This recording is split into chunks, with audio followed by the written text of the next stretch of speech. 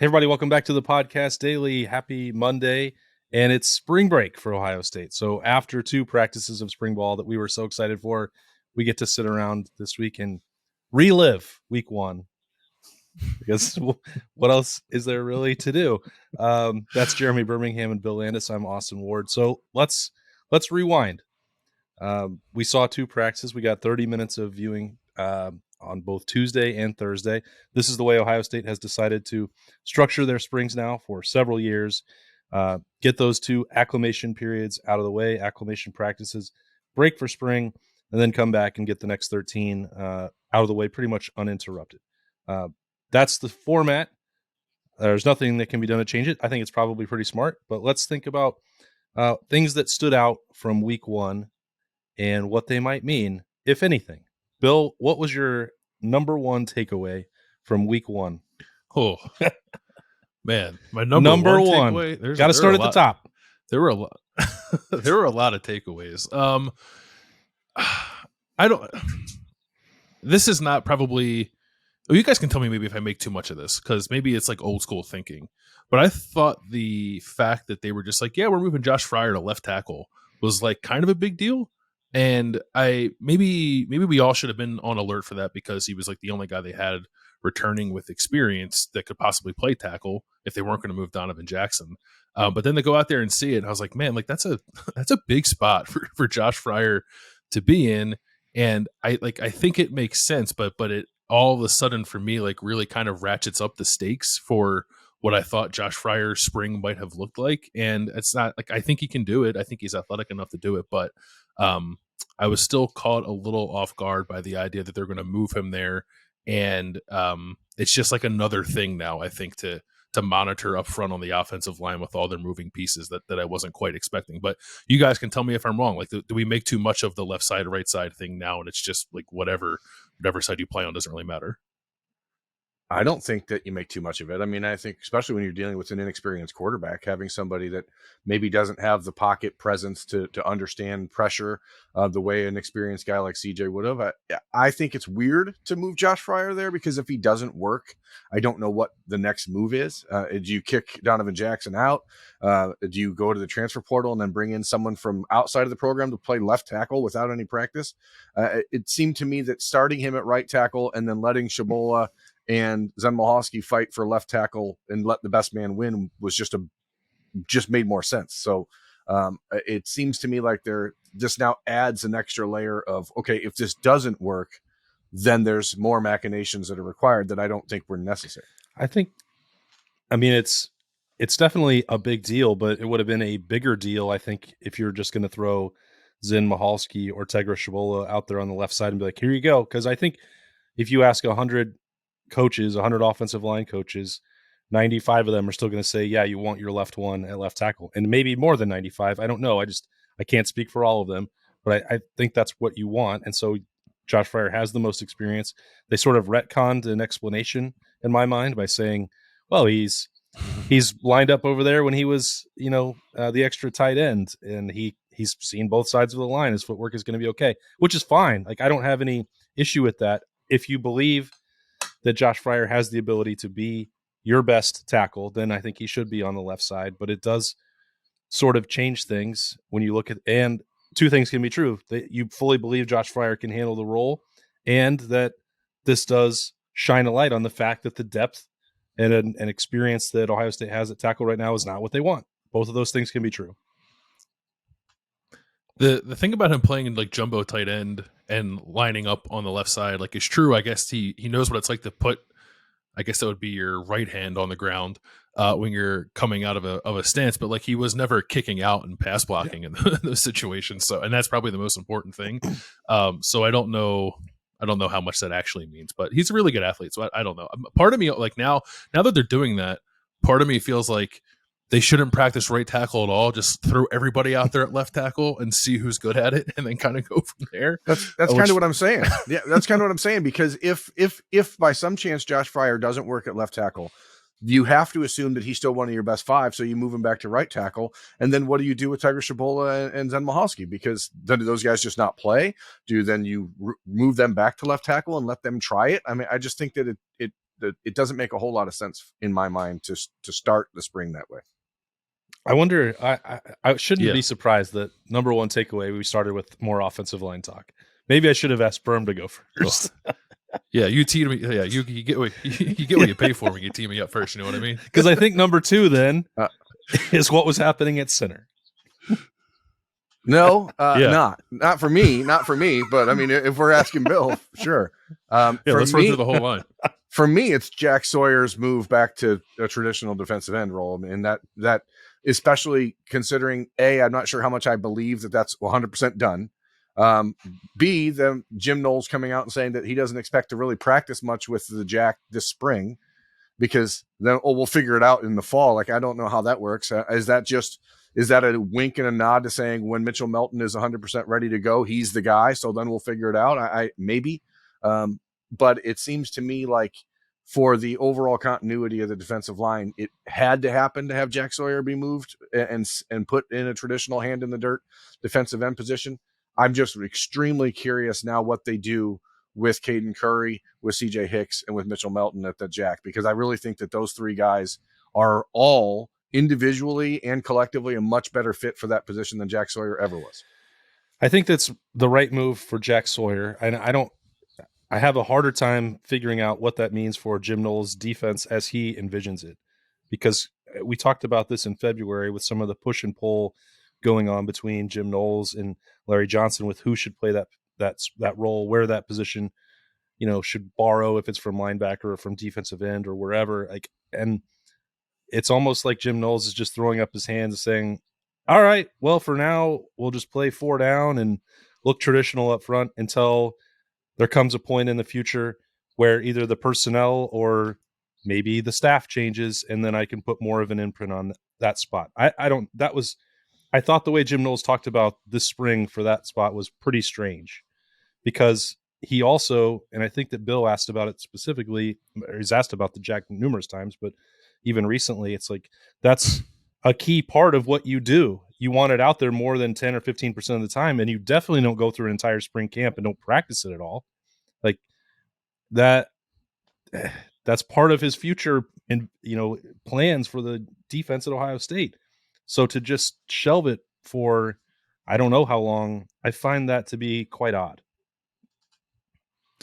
I agree. I think the number one thing that any coordinator can do on either side of the ball is play to your strengths, play to your personnel. And if the result of that is they don't have a guy who can play that, then I also don't think you should force it. Now, Mitchell Melton, I think, is a guy who can do it, but I mean, how many conversations have we had about, can this guy do it? Can this guy do it? Can this guy do it? Like, if the answer is right now, we don't want any of them to do it, I think that's okay. And then they recruit to that position. Maybe they should start doing that. And I guess they did with Joshua Mickens in this most recent recruiting class. But this program for forever has recruited to a 4-down scheme, and clearly trying to take somebody out of that and put them at the Jack position last year didn't work that well. It's not to say that like a Caden Curry couldn't do it or a CJ Hicks couldn't do it, but I also think on some level you owe it to the players to play them at the positions you recruited them to play, even if the scheme of the defense changes. So it is weird. Jim Knowles seems like he's in a little bit of a in-between phase with that position, and maybe like not super comfortable with how he should handle it moving forward. I don't know how big of a deal is that they're not going to do it this spring. I'm trying to remember last year. Last year it was not, we're not going to do it in the spring. It was like, we're going to wait a few weeks to install it, right? Like it was like week 3 or 4 of the spring before we started talking about it. So this is a deviation from that. I don't think that Jim Knowles is going to like scrap the idea that sort of makes his defense what it is, or like how it's been come to known. But if it needs to be tabled for like another year or less of a factor for another year, I guess I could see that making him work if the long-term idea is we'll start recruiting high school players to do it. It just seems crazy to me. Like, as you said, this is the guy's identity. And when he's at Oklahoma State, he finds a 6'2", 230-pound Colin Oliver as a freshman and shoves him in there, and he gets 12 sacks. If you're telling me Ohio State doesn't have players who are capable of going and rushing the quarterback, I don't believe it. So either A, it was at Oklahoma State, that's all that Jack was sent in there to do, and he wasn't in there to do anything else. And like Ohio State was trying to have Jack Sawyer do, covering the run and the pass. If he's in there just to pass rush, fine.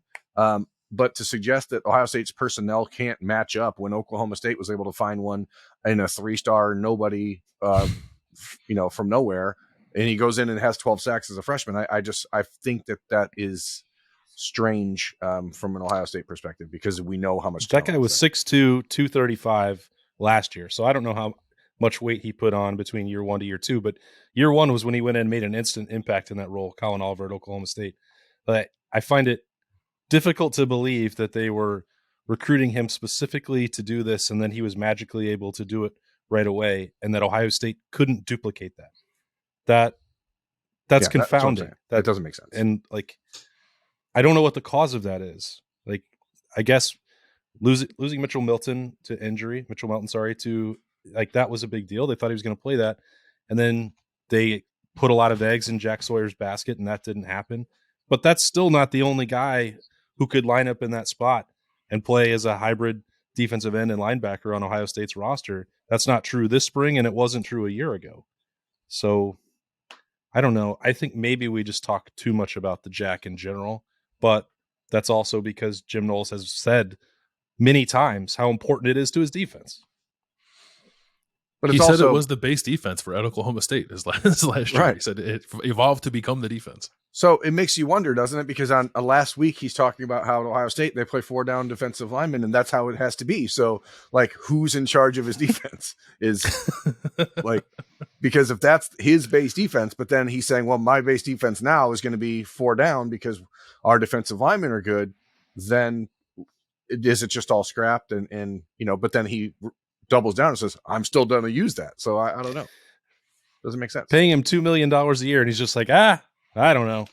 We'll get through spring without it. Whatever.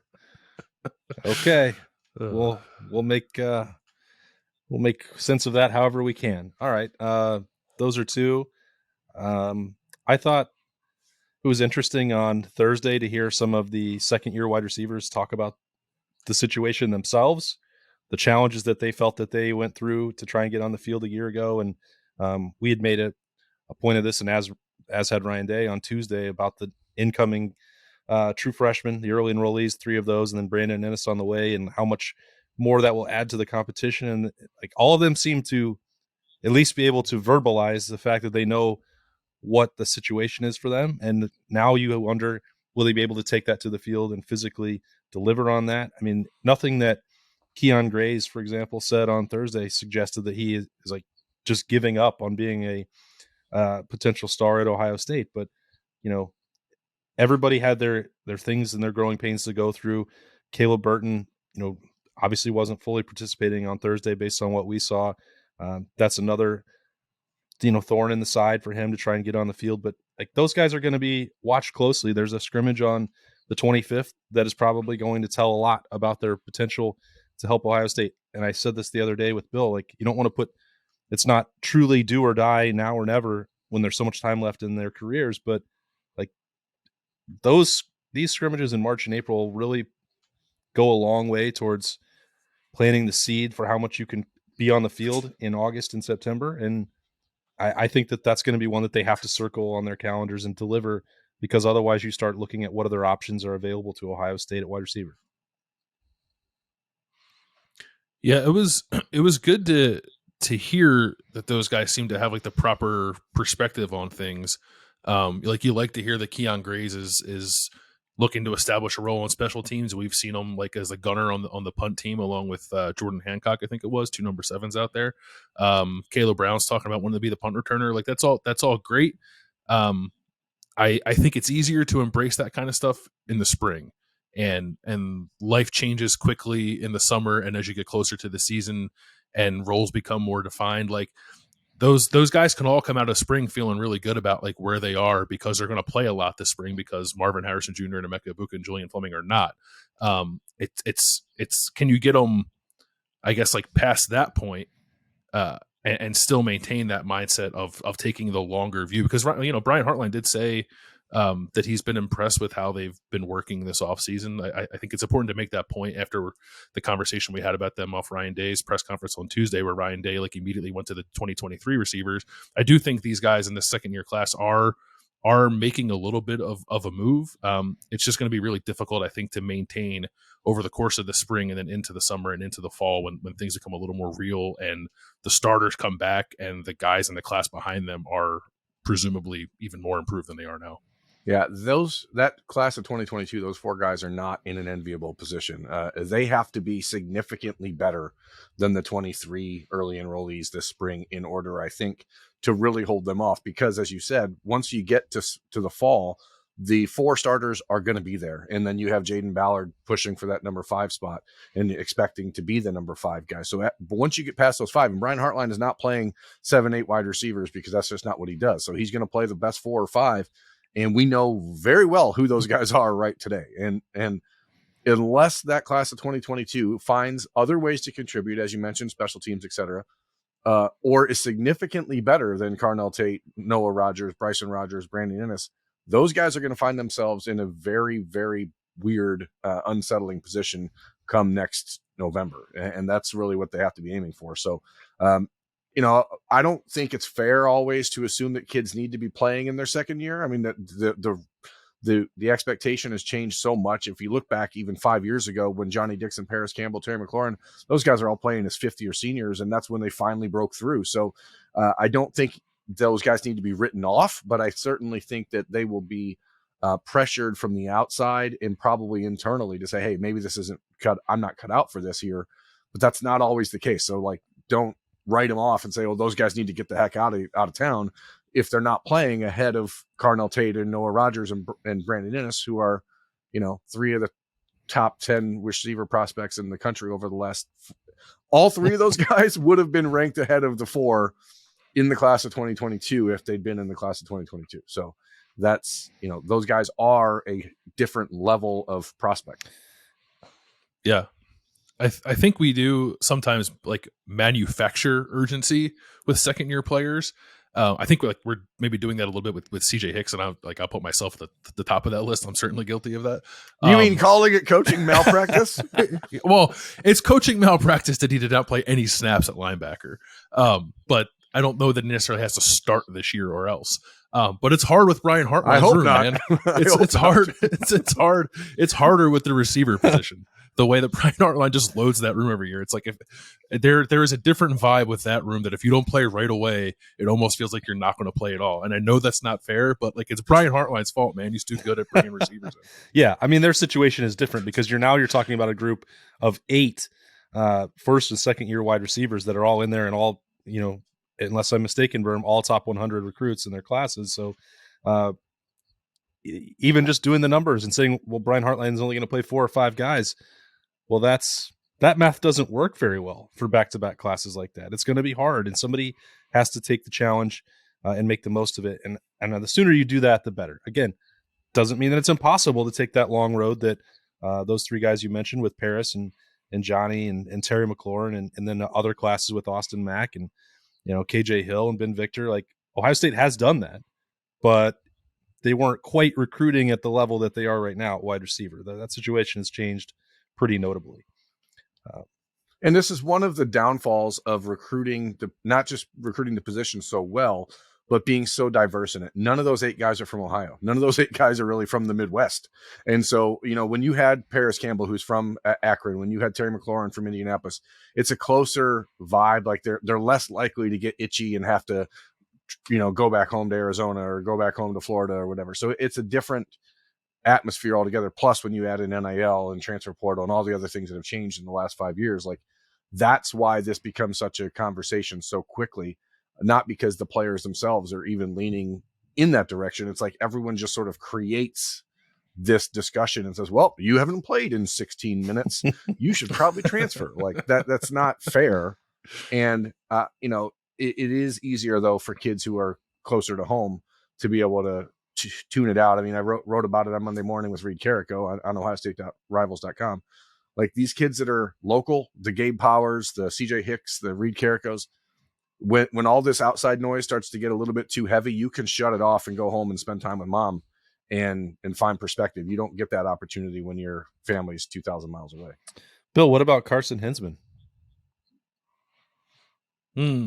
I am I'm in. I think I'm in on Carson Hinsman. I just like looking. It's looking at him and it's looking at Vic Cutler and being a little uncertain as to whether like Vic Cutler is going to be, I guess like the physical profile that Ohio State's going to need from a starting center.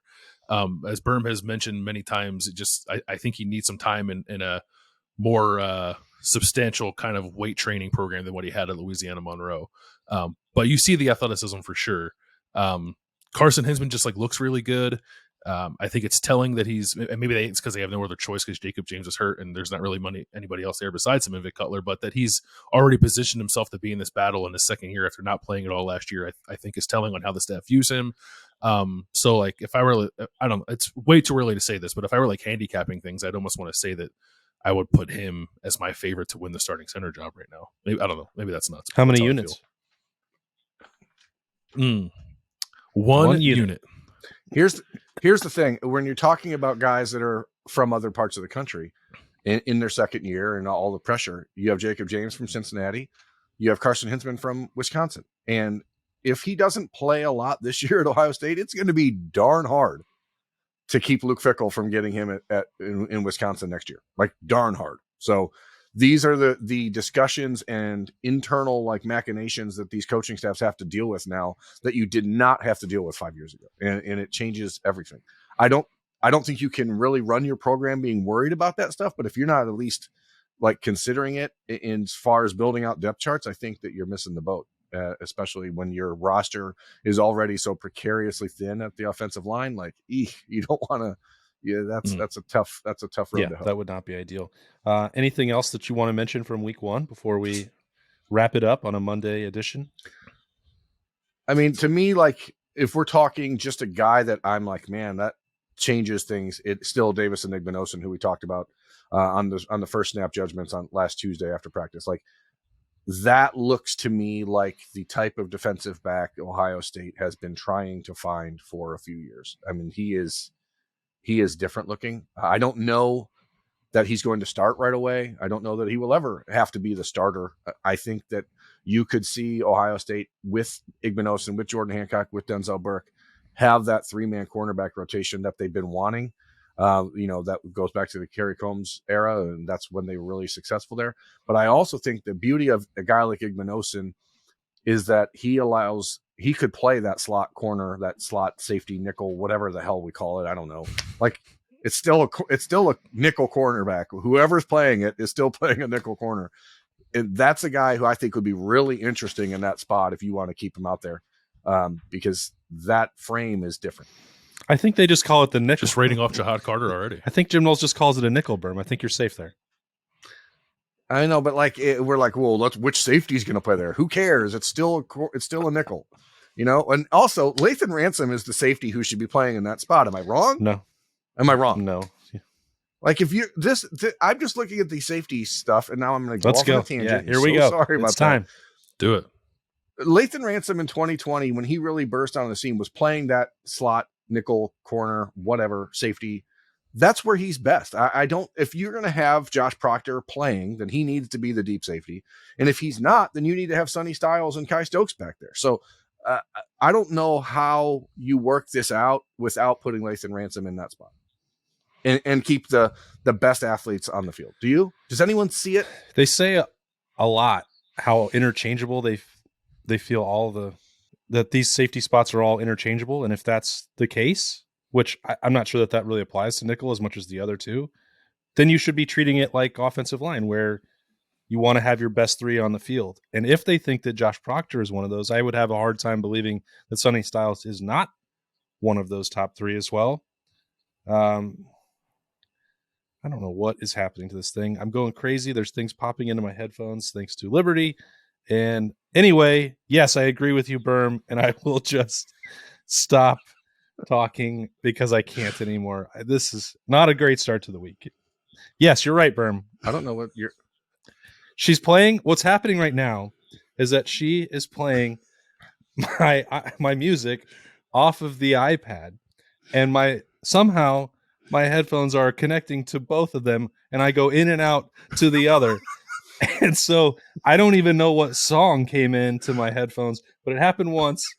then I thought I'd corrected it. Like maybe my laptop is getting weird. I don't know how the music turned on, but it did. And then I turned that off as I get closed out. Like, okay, recovered. I thought I was fine.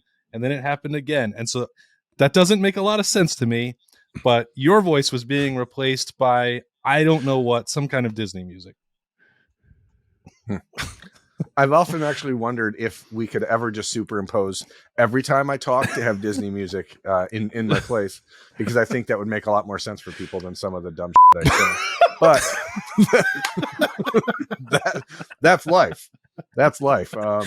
That's the way we go. What Disney music are you going to put over that profane I don't know. outburst on the show? It's crazy that it's always you. Well, let's see. Monday, Roosters. Back on Old Tangier River Road for Roosters. Not a lot of other stuff at the school this week because, Ohio State's not there. So, there's a lot of fun conversation to be had, though, especially at Roosters on Monday. What are you guys most looking forward to talking about at Roosters? Basketball. Quarterbacks, maybe. Quarterbacks, basketball. Yeah, not basketball. Bill, here's one question before we wrap.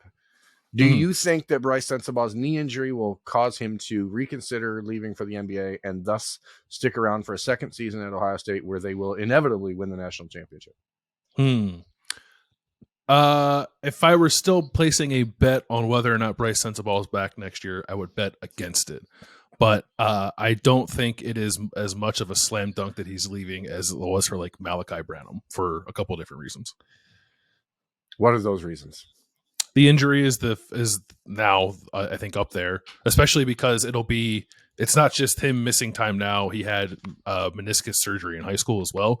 But also like he just needs to get like way better defensively and probably in some better like NBA style shape, I think, before he's like, because it's not, he probably is a first rounder if he comes out now, but the difference between being like the 25th pick in the draft and like the 10th pick in the draft is a whole lot of money. And I think he has that kind of upside. So I wonder if that might come into play as well. Do you think that seeing Branham, who was expected to be a lottery pick, not become a lottery pick, plays into that conversation? Yeah, I think so. I don't know. Like in my mind, it's a difference of like $10 million. And that's a lot of money in my mind. But if you're already going to get like $15 million on your rookie contract, maybe it's not that big of a consideration, but I don't know. I think it probably should be. And Ohio State's guys who have gone out early, Chris, there's been really good NBA draft production under Chris Holtmann. Like he's kind of brought that back for Ohio State when it was missing for a few years. I think almost every guy who's come out has ended up not going as high as people thought they were going to go when they came out. So maybe that plays a factor. Yeah, I agree, though. I think Bryce, baby fat needs to get, he needs to firm up a little bit more NBA body, as you said. I think it's a shame that he got hurt when he did because he was actually finally playing the last 5, 6, 7, 8 games, really like good team basketball for the first time. You could see him playing defense and doing things. But, I really do believe, and I've said it sort of in jest, but that Ohio State team next season could be national championship type good if Bryce were to come back. And I wonder if the foundation and cohesion are aware of that. You know what I mean? Wink. The version that played for the last 2 weeks of the season was also one that should have been making a run not only to the NCAA tournament, but could have won a game or two. Like, I don't know where that suddenly came from. And it was really bizarre to listen to the way the national media and the Big Ten announcing crew handled Ohio State's adversity and rallying and all the terrible injuries that they had. Like, that's not what caused them to lose 14 out of 15 games. No, there was some very bizarre rotation work in the middle of January. And we talked about it 3 weeks ago on this show. We're like, let's just play the young guys and let it ride. And the rise of Roddy Gale in the last couple weeks, Bruce Thornton played incredible. Like Felix Akpara is really good at basketball. Like Bill, you were talking about it. I don't know if you said it in the Slack or on Twitter. I get them all confused, but like there's 4 NBA guys in this freshman class at Ohio State. And then you bring in 4 top 80 players in next year's class. Like all of a sudden you have the foundation of something really special. You still don't have a big guy to compete with Zach Edey, but no one in America does. Yeah. So, I mean, but you don't have to compete with Zach Edey next year. So that's going to be fine. There's a real foundation there if Holtman allows himself to just play the players who are the best players. Like, don't play the guys who are worse basketball players. You know what I mean? Like, that seems. Mark this down right now, bro. If Roddy Gale continues to shoot 75% from three, Ohio State will win the national championship next year. Yeah. Just mark I that agree. down. Drill down on it. That's a fact. I want America to circle today's date. Okay. It's March 13th. Austin J. Ward just made a positive comment about the Ohio State basketball. Roddy Gale was awesome last week. Just awesome. Like I said, I don't know what took them so long to figure out how they needed to play. And the fact that they were able to continue doing that. I mean, I do know what they were doing. They were actually trying on defense, which helps. They got a streak of hot shooting, which certainly helps. You're going to beat a lot of teams when you're knocking down threes at the clip Ohio State did last week. But I don't know. A big part of that was Roddy Gale playing at a level that he had not all season, a lot of confidence. And if you take anything out, like, they're not going to go to the NIT. I feel like it seems like Chris Holtman doesn't want to go to the NIT. But if you keep that core together, Bruce Thornton ran out of gas on Saturday, but he was great for the last month and a half after he became a captain, which, again, Jim Nantz sort of just glossed over that. Hey, it's not a sign of a strong culture if you have to change out your captains in the middle of the year. Just a little tip there. I shouldn't be giving tips to Jim Nantz. He's been doing this for 40 years, but the spin zone for that was, again, part of what I'm talking about, how weird it was to evaluate this Ohio State season. But if you keep Sensabaugh and that next class coming in, and Akpara, if you put on 20 pounds on that frame and he's getting more confident, like, that was fun to watch. It was expensive for me, but it was fun to watch. They were a fun group to watch over the last 2 weeks, and that's what you expect to see. I want to see fun basketball. And that was really the whole conversation leading into this entire season, Bill, was like, put the young guys out there, play fun basketball, let people see their athletic ability and what they can do. And then somewhere in the middle of January, they just decided to get bogged down by playing the old heads that have no juice. Yeah, that was the most frustrating part of the weekend for me, is the narrative somehow became, oh, Ohio State lost 14-15 because it was playing young players. No, it wasn't. Look at who was playing the minutes in January and February. Now, and playing the freshmen at that juncture might not have improved the results. Right. The result may have very well been the same. Right. Absolutely. It couldn't have been worse. It could have got them.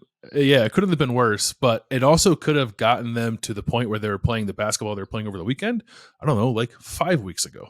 And then what would have happened? Maybe they're a tournament team if that happens. So I don't, the people are like, oh my gosh, look at this turnaround from 14-15 and what it says about Ohio State. Like, shouldn't we talk about what the losing 14-15 also says about Ohio State? Or are we just going to gloss over that and ignore the fact that Ohio State had to win 5 games in 5 days to try to get in the You know what, Bill? tournament? Well, they may not have been the 13 seed and having to win 5 times to go to the NCAA tournament if they had maybe made some of those changes a month ago. If you're not the 13 seed, your odds go way up of winning some of those games on Saturday and Sunday. That's just science. Yeah, I mean, it wouldn't have mattered. Whenever they ran into Zach Edey, the same thing was going to happen. But the reality is now you're on a 1-game losing streak, and that's all that matters. Wow. He's not even going to put it. The future Firm, you're so negative. You're not even going to put it in the context of winning, 5 of your last 7. Jeez. Winner, loser day. Wow. This I guy's so think negative. it was for Ohio State basketball fans who like, and there are, I know there's some real diehards out there, and this year sucked for them. I'm sure they very much enjoyed watching what these freshmen were able to do over the weekend. And I think you should come away from that feeling pretty encouraged about what next year could be, regardless of whether Bryce Sensabaugh comes back, because Bruce Thornton, Roddy Gale, and Felix Akpara are very good. I don't know how long that trio will be together, maybe only for one more year, depending on, like, I think Roddy's got like real serious NBA upside. But you could be looking at a trio there that could be together for a couple of years and reestablish something for Ohio State basketball. Yeah, and when you add in Scotty Middleton next year, and you add in, the kid from Columbus whose name is escaping me right now, who's Devin Royal, super good. You have other guys coming in that can bring what Sensabaugh brought. As far as maybe not one guy to do it, but you have 2 other guys in in Middleton and Devin Royal who can provide that sort of offensive spark. Those guys are scorers, and Devin Royal is a much more physical and aggressive defender. So I think you can get a little bit of that even if you lose Bryce. But if you bring him back, things get funky, and they'll be fun for Ohio State next year. But that's like 9 months away, so who cares? Well said, Berm. Ohio State spring camp on pause for spring break. The coverage will not stop at ohiostate.rivals.com and on the podcast. This has been a lengthy and ranging podcast daily for Monday morning, but get what you pay for, and that's what we provide here. That's Berm and Bill. I'm Austin. We'll see you all later at Roosters from the Horseshoe Lounge, and then we'll be back here tomorrow morning for the podcast daily. See you then.